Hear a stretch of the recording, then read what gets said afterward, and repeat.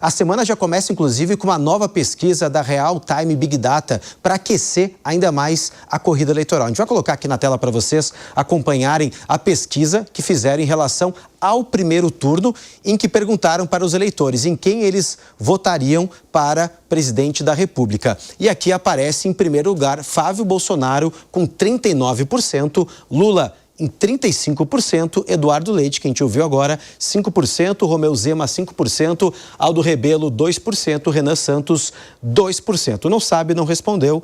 7%, nenhum, branco nulo, 5%, mas a gente está acompanhando, inclusive, aí Flávio Bolsonaro cada vez mais se consolidando nessa arrancada, né, de disputa eleitoral. E o segunda tela, em referente, gente, a um outro elemento muito importante, é a questão da rejeição, em quem os eleitores não votariam numa pesquisa estimulada. Em 49% não votariam no presidente Lula, 45% não votaria Flávio Bolsonaro, são dois números bem expressivos. Eduardo Leite aparece com 26%, Ronaldo Caiado 25%, Ratinho Júnior 24%, então pelo menos um nível de rejeição muito próximo dos três candidatos do PSD, Romeu Zema 23%, Renan Santos 22%, Aldo Rebelo 19%.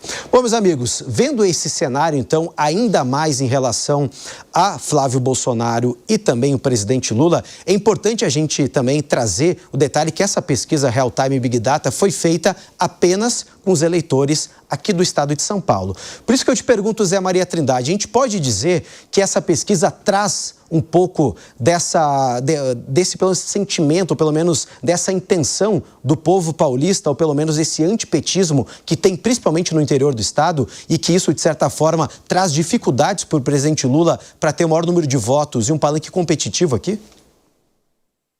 Pois é, e é uma tendência, né, coerente, um resultado coerente, comparando aí as últimas pesquisas, e mostra exatamente a consolidação de Flávio Bolsonaro como candidato. Muita gente desconfiava, eu conversei até com líderes do PL que achavam, é bom que ele lance, mas não é o nome definitivo e tal. Não, agora nem ele, se quiser, pode recuar, tamanha a força que foi criada aí essa candidatura de Flávio Bolsonaro. Então, consolida, e isso é uma tendência em todas as pesquisas, em todos os estados, né, e uma pesquisa nacional. Fica também muito evidente, né, e em todas as pesquisas, e a coerência, não adianta Eduardo Leite dizer, são nomes conhecidos. Não, ele também é um nome conhecido, né? Ele participou de debates antes mesmo de se candidatar de novo à reeleição, debates nacionais. Ele é conhecido, já está consolidado. É uma antecipação do segundo turno. Não existe mais aquela avenida do meio, conforme eles me falavam aqui, sobre a possibilidade de um nome de centro. Não existe essa possibilidade. As pesquisas estão coerentemente mostrando exatamente esta polarização, em primeiro lugar.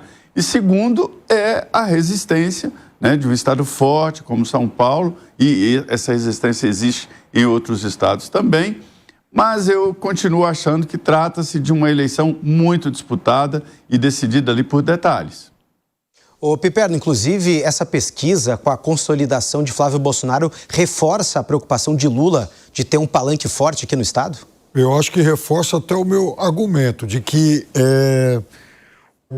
o presidente Lula não precisa necessariamente queimar nomes como Haddad em busca desse palanque, porque ele, Lula, na verdade é o puxador do PT. Esse resultado, ele seria espetacular, presidente Lula.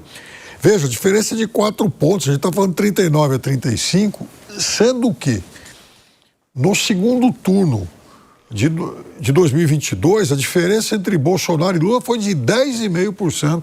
Então, essa diferença é relativamente claro que uma simulação de primeiro turno é diferente.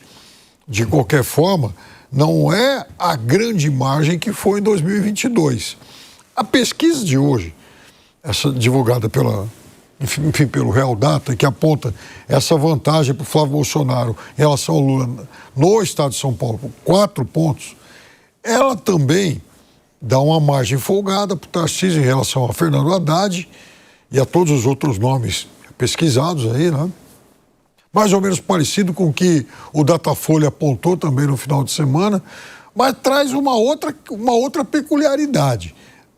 A Simone Tebet ganhando a eleição para o Senado. É algo surpreendente, mas ela aparece em primeiro. O que mostra também que o Haddad vai ter cada vez menos desculpas para não querer ser candidato ao governo.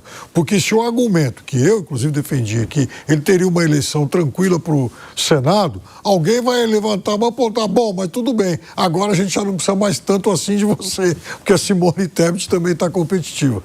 Inclusive a Simone aparece em primeiro, ali logo atrás Guilherme Derrite, e também tem nomes ali com uma porcentagem bem alta, por exemplo, da Marina Silva, do Ricardo Salles, a de outros candidatos também aparecendo, então essa disputa para o Senado vai ser bem acirrado. Garante, tem mais um minutinho aqui antes do intervalo, eu quero te ouvir também, porque a gente sabe que pesquisa é a fotografia do momento. Querendo ou não, essa pesquisa em relação ao primeiro turno com o Flávio Bolsonaro na frente acende um sinal de alerta lá no presidente Lula? Acende, né? Não à toa, dentro do PT, também as pesquisas qualitativas mostram aí que a corrupção tem atingido o governo. Então, esse crescimento do Flávio Bolsonaro vem justamente num momento do estouro de vários escândalos aí de corrupção, tanto do Master quanto do INSS, né? No caso do INSS também, uma investigação em cima do filho do presidente. Então, é claro que tudo isso ajuda o Flávio Bolsonaro e ele capitaliza muito bem este momento. A corrupção entrou para valer no debate eleitoral. Estava tão esquecida, mas agora é um tema de campanha.